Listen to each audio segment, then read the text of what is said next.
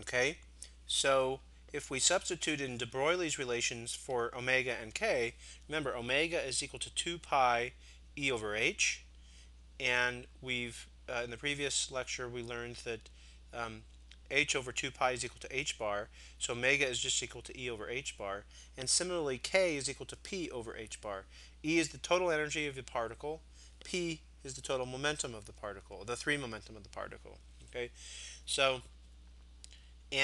so from basically this, the uncertainty in omega is equal to the uncertainty in the energy divided by h bar, and basically any function of of the energy is just going to be a function of the omega, and anytime the omega appears, it's going to have a 1 over h bar attached to it, and so that's where this follows from. Okay, similarly for k, sigma k is equal to sigma p divided by h bar. The uncertainty in the wave number is equal to the uncertainty in the momentum divided by h bar.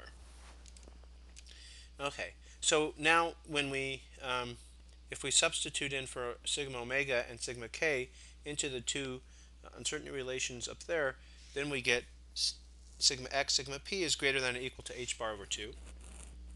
Excuse me. So the uncertainty in x and the uncertainty in p, momentum, is greater than or equal to h bar over 2.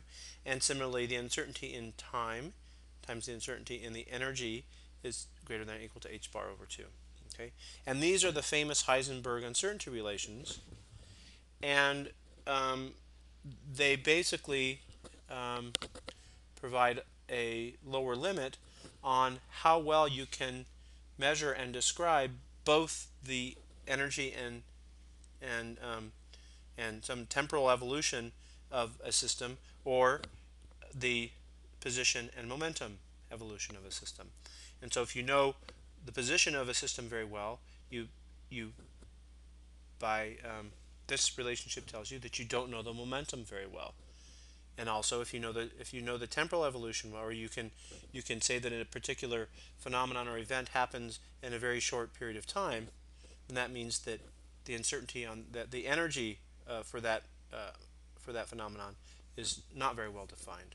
Okay, so these relationships take some uh, interpretation for the nature of wave functions. So it takes a little bit to sort of appreciate what this all means. But before we do that, we should discuss some of the implications of the uncertainty principle, and that'll also help us kind of get our minds around it.